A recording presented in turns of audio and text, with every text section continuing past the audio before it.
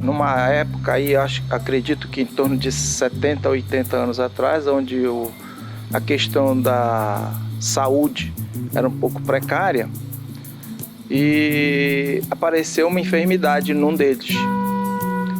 E como sempre a gente sabe, principalmente aquelas pessoas menos afortunadas, com um grau de fé bem maior, a tendência é se pegar com Nossa Senhora.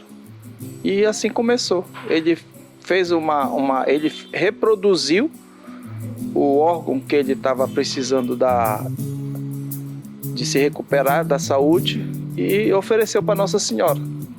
Na verdade, foi um problema de erisipela. Eles eram europeu, portugueses, né? E aí deu certo. E assim ela foi crescendo. Começou a crescer na família, depois saiu de dentro de casa, e assim foi crescendo e tomou essa proporção tão grande que eu costumo dizer que hoje é um tripé: a promessa, o romeiro e Nossa Senhora. Eu preciso sempre ficar antenado no decorrer do ano para saber se vai ter alguma tendência ou algo que vai ter que se fazer que seja mais específico. Mas tradicionalmente mesmo, o tradicional é a casa e a cabeça. São duas peças que a gente foca mais na produção e a produção é sempre maior. Bom, a casa a gente sabe que todo brasileiro é o sonho de ter sua casa própria, né? Já em relação à cabeça, há diversas situações que se pode imaginar e criar o que o promesseiro precisa, né? A gente ainda não focou algo que seja específico fora da nossa linha de produção, que são em torno de 94 itens. Mas sempre houve, por exemplo, no período que se começou a telefonia celular, as pessoas correram para pedir celulares. Teve uma época, a evolução do câncer de seio, e a mulherada correu muito para cima. Então a gente foca muito nisso. Mas esse ano, eu posso dizer, graças a Deus, né, pela enfermidade da população, até agora não houve nenhum indicador para que a gente criasse algum item diferente. Na verdade, quando tudo começou, era se criada uma forma na pedra-sabão, que não se tinha tanta meios de reprodução, então se criava a pedra-sabão, o órgão, e assim ia se criando, né?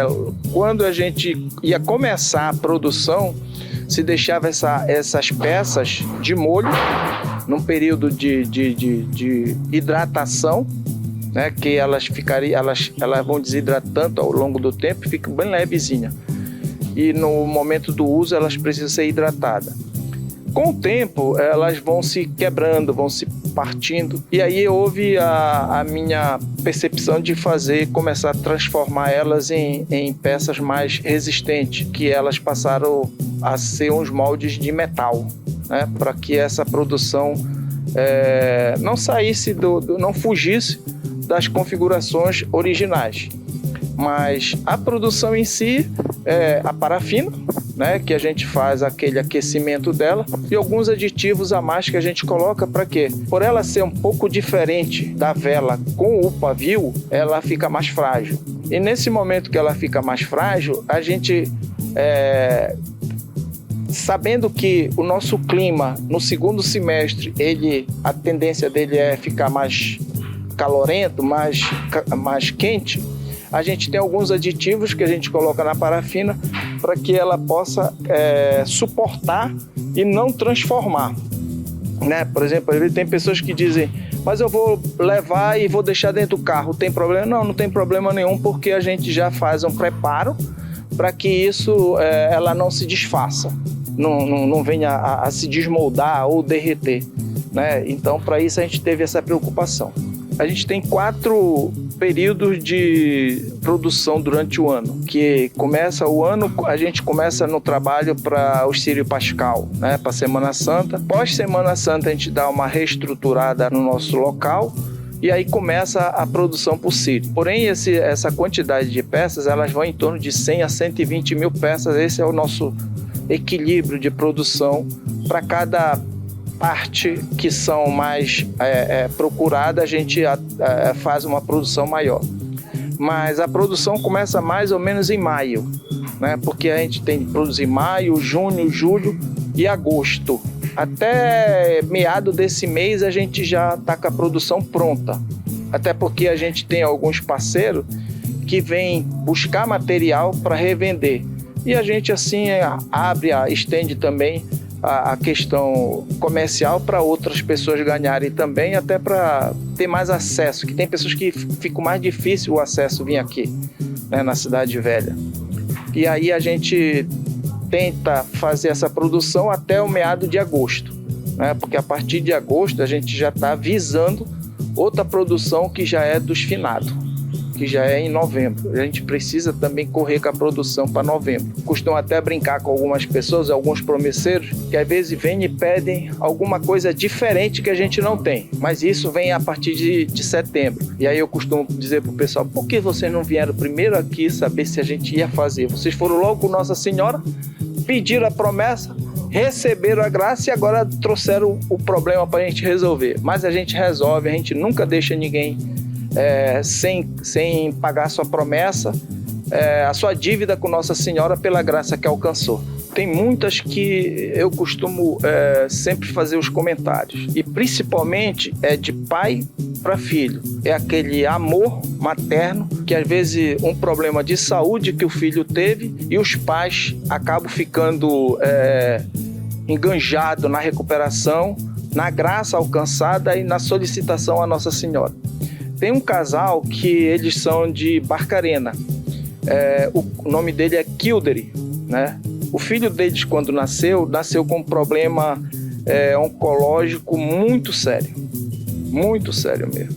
E eles, todo ano eles vinham e mensalmente estavam vindo em Belém para resolver, para solucionar e tudo, e as coisas foram melhorando para eles.